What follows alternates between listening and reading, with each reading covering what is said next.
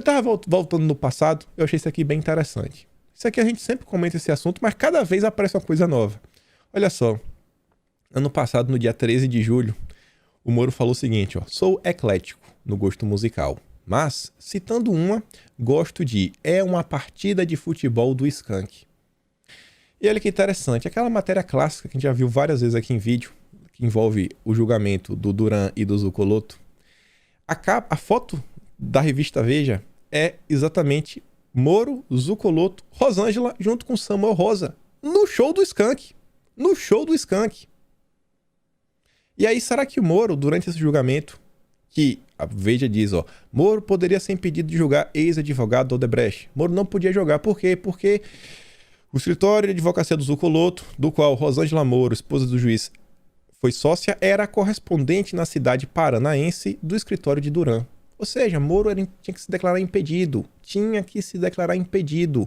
Ele não fez, porque esqueceu. Será que o Moro esqueceu dos vínculos com o Zucoloto? Não tem como, né? Não tem como. Até show colava junto. Isso daqui só foi possível porque, mesmo o Moro não se declarando, não era papel do Ministério Público. Mas a Veja diz, ó, que o Ministério Público estranhamente ocultou uma resposta da Receita Federal que investigou o caso. E diz, ó, essa informação consta na resposta enviada pela Receita Federal ocultada dos autos pelo Ministério Público. Mas vamos continuar. Moro defende o discurso do combate à corrupção, que Bolsonaro abandonou o combate à corrupção, que isso, que aquilo, outro, blá blá blá, tititi. Um monte de conversa mole. A melhor coisa para refutar o Moro é o próprio Moro. O próprio Moro. Essa entrevista aqui já estava na boquinha da saída de Sérgio Moro do governo. E a pergunta que fica assim, né? Quem que mudou? Quem mudou foi Bolsonaro? Ou quem mudou foi o Moro? Na verdade, o Moro só estava escondendo os seus reais objetivos. A matéria se chama Moro diz que a oposição, às vezes, não é tão racional. Eu até acho que essa matéria tem a tendência de ser deletada do site da CNN, né? Porque tem coisa aqui que eu acho que o Moro se arrepende de ter dito. A primeira pergunta era: o ministro, a população brasileira está, eu diria, indignada, à espera do país do futuro, crendo que esse país realize o seu potencial. Estamos cansados de um país desconhecido do futuro, blá blá, tititi. E vem lá, ó. O que está acontecendo? Antes do senhor começar a responder, sabemos perfeitamente que o senhor não é o chefe do executivo, mas esperamos que o senhor nos dê a sua visão como um braço importante do executivo, do seu relacionamento com outros poderes. E aí o Moro responde, ó. Primeiramente, obrigado aí, William Vac, Caio.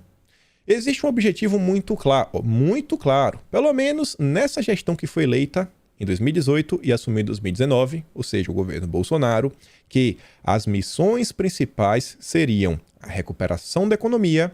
Isso envolveu daí o aumento do emprego, aumento do bem-estar geral, um comprometimento também com a diminuição da corrupção e o aumento da integridade. E esses objetivos permanecem.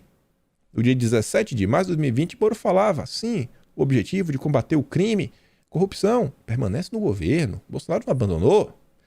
Isso tem sido tentado fazer pelo Poder Executivo. Presidência, tá tentando, né, Moro? Beleza. Claro que é sempre um desafio, afinal são demandas antigas da população brasileira. Acho que o governo do presidente Jair Bolsonaro tomou várias medidas nessa linha. Agora, dentro da democracia, existe a vez de divergências razoáveis, existem também disputas, isso tem que ser construído. Que tem os problemas com a divergência, né, com os outros poderes. Aí perguntavam, como que o senhor enxerga o relacionamento entre poderes? Ele é essencial para cumprir exatamente esse catálogo de propostas que o senhor acabou de mencionar. Ele falou, o governo, o poder executivo, pode tomar as medidas, blá blá blá, tititi. No finalzinho ele começa a falar, ó. Então, agora chega um ponto que precisa também de mudanças legislativas ou, às vezes, até de modificações nos outros poderes. O Poder Judiciário também tem um papel importante nisso. Agora, isso tem que ser construído, isso tem que ser trabalhado.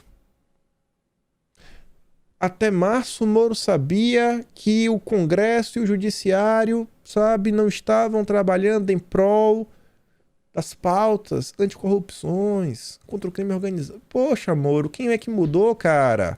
Quanta hipocrisia. Quanta hipocrisia. De onde vem a conclusão de que 15 meses depois está mais difícil combater a corrupção?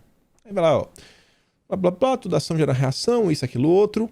O combate da corrupção não se encerra num caso específico como a Lava Jato. Peraí.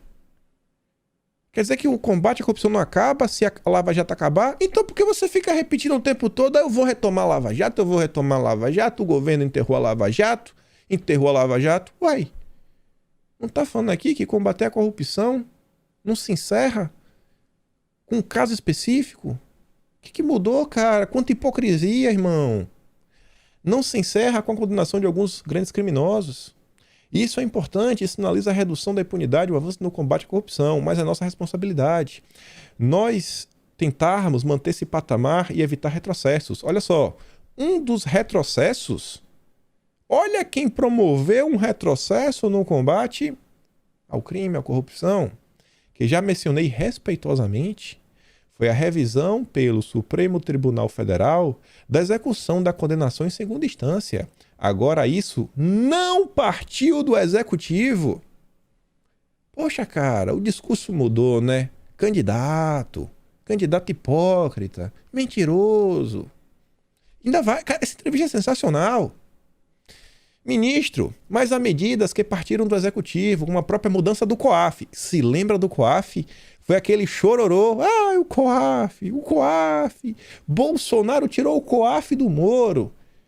Vamos ver o que o Moro falou no passado. O que o Moro falou sobre a decisão. Aí a própria mudança de regras de gestões dentro da Receita Federal. Então a gente pode concluir que nós assistimos em 2019, enquanto o senhor estivesse aqui, muito embora não diretamente partindo do senhor, uma decisão do senhor, de uma decisão do senhor, nós assistimos a um enfraquecimento de medidas que fortaleciam a Lava Jato. O senhor citou esse tempo, mas fala sobre isso. Aí o que o Moro diz, caso COAF. Do poder executivo, eu discordo absolutamente. Não, porque o governo executivo faz isso. Não, eu discordo absolutamente. O Bolsonaro não fez nada. A culpa não tem nada a ver com o Bolsonaro. A questão do próprio COAF. O COAF, antes da minha gestão, estava no Ministério da Fazenda, durante a própria Lava Jato. Houve uma decisão do presidente de transferir o COAF ao Ministério da Justiça e Segurança Pública. Eu sempre falo isso brincando. Eu nunca pedi isso, mas veio e acho que foi uma decisão oportuna. Nós fortalecemos o COAF aqui no Ministério da Justiça. Infelizmente, o Congresso, por sua maioria, entendeu por voltar para o Ministério da Economia e depois para o Banco Central. Então foi o Congresso, não foi Bolsonaro também? Mais uma narrativa chata, repetitiva do COAF. Você defendia o Bolsonaro, né, irmão? Mudou tudo. Mas o COAF tem atuado com absoluta independência, inclusive levou do Ministério da Justiça os cargos que nós reforçamos com o nosso consentimento. A gente sabe, né? Érica Marena, Márcia Anselma, aquela turminha que trabalha com o Moro desde o Banestado. Então, no fim, ele fala, então, não houve qualquer medida dessa espécie. O Executivo não fez nada para impedir o combate da corrupção. Essa entrevista aqui eu acho que o Moro vai pedir para tirar do ar. E mais uma perguntinha para a gente avançar. A sua relação com o presidente Jair Bolsonaro é um pouco conturbada? Tem hora que parece que vocês estão mais próximos, tem hora mais afastados. O senhor sente que ele vê o senhor como uma ameaça política? E o Moro diz, não. A relação com o presidente é muito boa. Nós temos, evidentemente, divergências como qualquer pessoa, mas nós temos convergências importantes. Quais? Bora falar. Uma em especial, especialmente